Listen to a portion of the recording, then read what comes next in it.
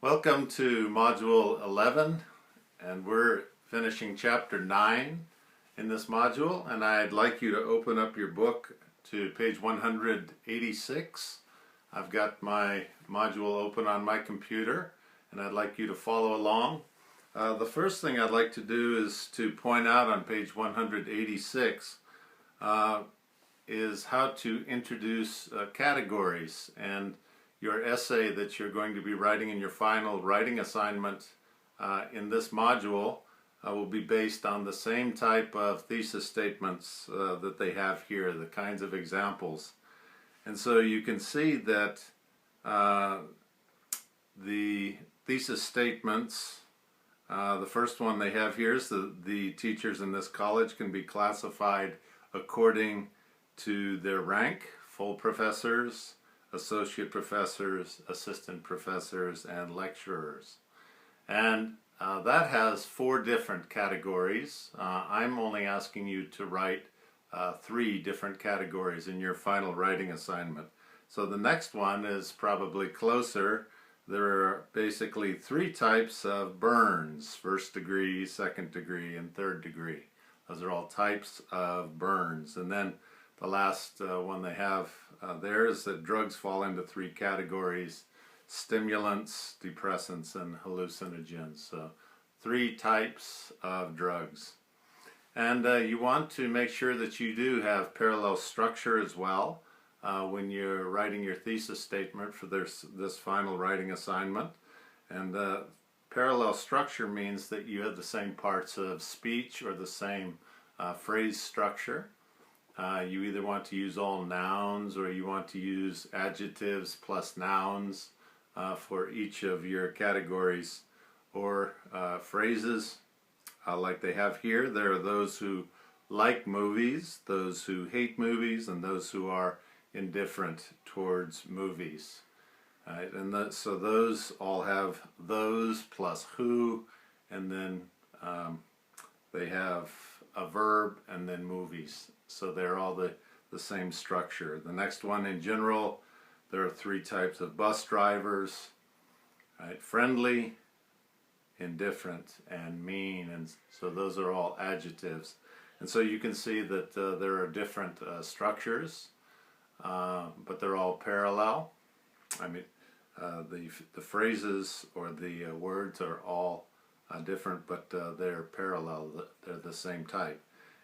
And so going on to your first exercise, you're doing exercise 7 in module 11 here, and so I'm asking you to read about the kinds of consumers on page 187 through 189, and there's 4 different types of consumers. The true shopper, they have the buyer, and they have the bargain hunter, and then they have the anti-shopper. Yes, so they explain that there are 4 different types of shoppers, and this paragraph actually has 8 paragraphs in it, but it's very close to the type of model that you're going to be asked to write for module 11. So I've given you the assignment to answer all 7 questions on page 189. That's exercise 7. And if you look at your module on your computer, I have the 7 questions set up for you, and you just have to finish the sentences there. I would like to point out in number 7 that what I'm looking for there, what they're looking for, is that you list possible types of shoppers according to their attitude. What kind of attitude do they have about shopping? And so I thought about aggressive shoppers, those that are really pushing hard to get a good deal, or they could be called bargaining shoppers. This is a type of attitude. So think of some other attitudes that you might have, or that people you know that shop, what attitude do they express when they shop? And page 190 explains a different type of introduction paragraph that I would like you to use in your final writing assignment, and it's called the turnabout approach to an introductory paragraph. Before, you had the funnel approach, where you started off very general, you gave background information, and then you gave a thesis statement that was very specific. Well, this turnabout type of the introduction paragraph can be structured. You can start off general, you can give background information, and then you can make a thesis statement. The only difference is that you're going to start off on one side and introduce a side, and you can look at the example that they have here about TV. So the writer is basically saying that TV is a pastime that everybody enjoys, and then gives some background about everyone liking TV and watching TV. But then in the final thesis statement says, but for the most part, I say that watching television is a waste of time. Okay, so this is called a turnaround. They're praising, but then they're going against the idea of TV. So that's what I would like you to do in your final writing assignment. And if you look at page 191, this is very, very helpful, these transitions here. You can use these in your final writing assignment. You can talk about the first group, the next group, the last category. Right? And if you actually had a fourth category, you could say, in addition to those two groups, you can use that last one for your third body paragraph.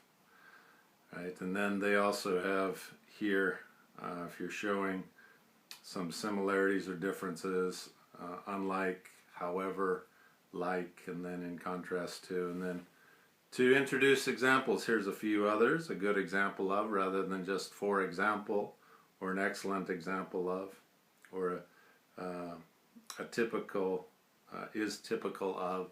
These are all phrases, and I'd like you to try to put those into your essays that you're going to write for your final writing for this module, if you can fit them in. And the next exercise is actually grammar, and I would like you to do page 193. I've already put the paragraph in there for you to look at, and so you need to find correlative conjunctions. There's actually 7 in English: for and, nor, but, or, yet, so. They're called the fanboys: for and, nor, but, or, yet, and so.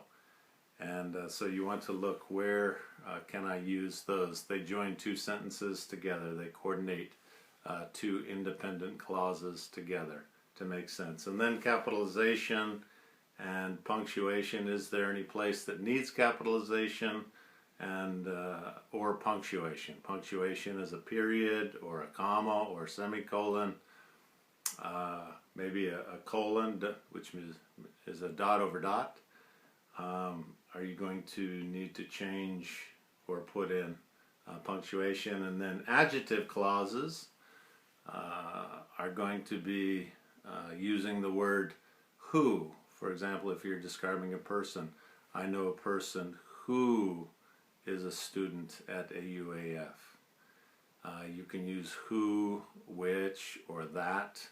I know a student that is a student at AUAF, for example. So they have words, keywords. You can actually write with adjective clauses. You can use other WH words: who, what, where, when, why, and how. Can also be used to link adjective clauses.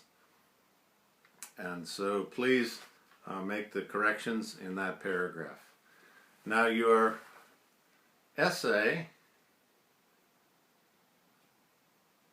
please look at it. You need to pick one topic on page 194. This time, instead of just picking from two, you've got 7 different topics. And remember that I would like you to use a turnabout introduction.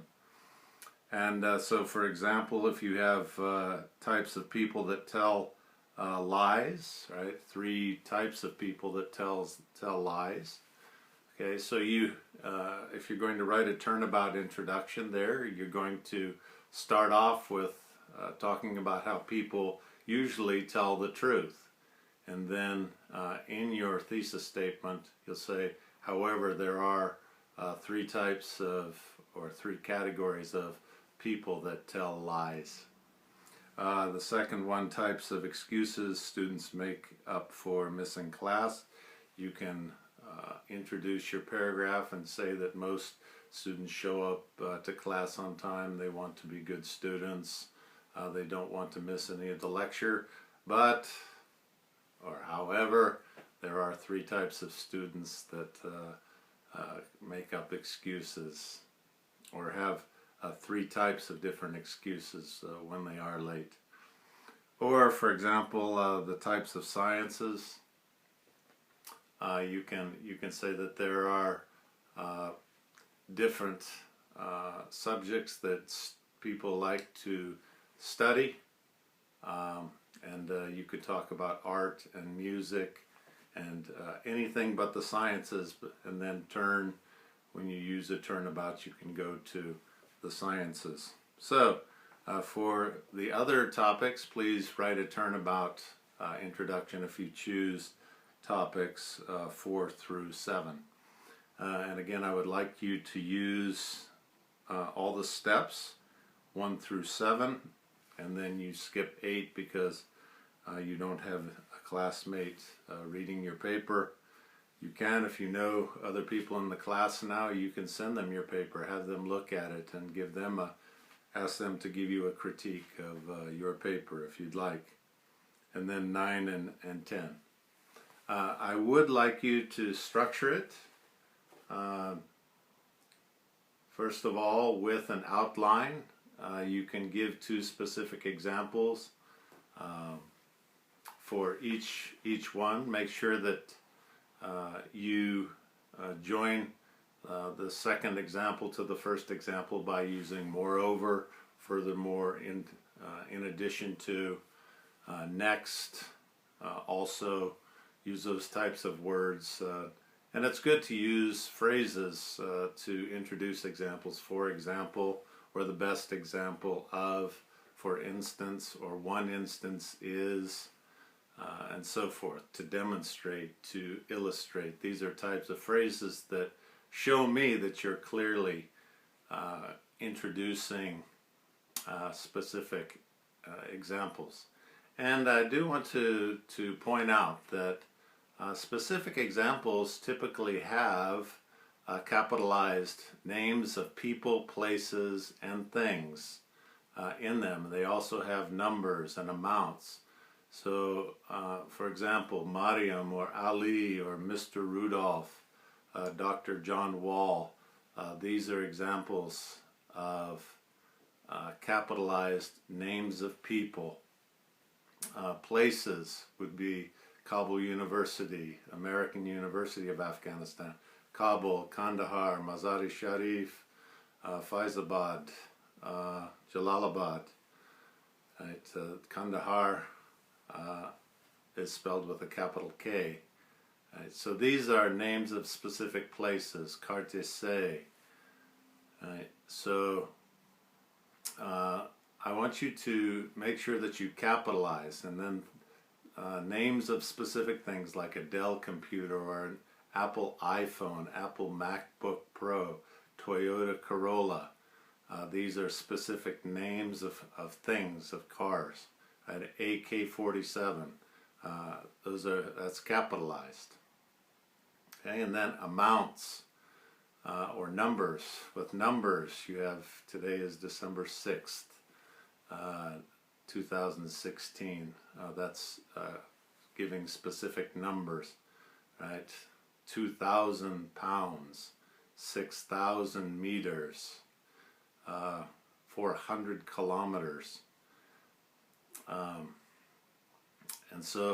And then you might have amounts, half a ton, or, right, 600 students. These are amounts, a half a kilo. So I'd like you to make sure that when you give me specific examples in your paper that you have many capitalized names of people, places, and things. And it's very important also to point out that examples should be specific. They should tell specifically where you're talking about. Not only where, but who, what, where, when, why, and how. And don't be general, but be very specific and use capitalized names of people, places, things, and then amounts or numbers. And it will make your examples really come alive in your body paragraphs, and your reader will be very, very interested. So, if you have any other questions about this final writing assignment, please write a note to me on Google Mail, or you of course need to send your paper first to Hamid Hamidi and have him check it before you send it to me. Please have him do that. I would like to point out as well, I forgot to speak about conclusion paragraphs. Please restate your thesis statement first. Secondly, you want to mention why is your topic even important. If you're writing about it, it should be important. Tell why your topic is important, and then recommend what others should do in response to your topic. What suggestion can you make? What recommendation can you make for others? And this is called a type of synthesis, and it shows that you're thinking a bit beyond just your thesis statement. So again, I'll see you in Module 12.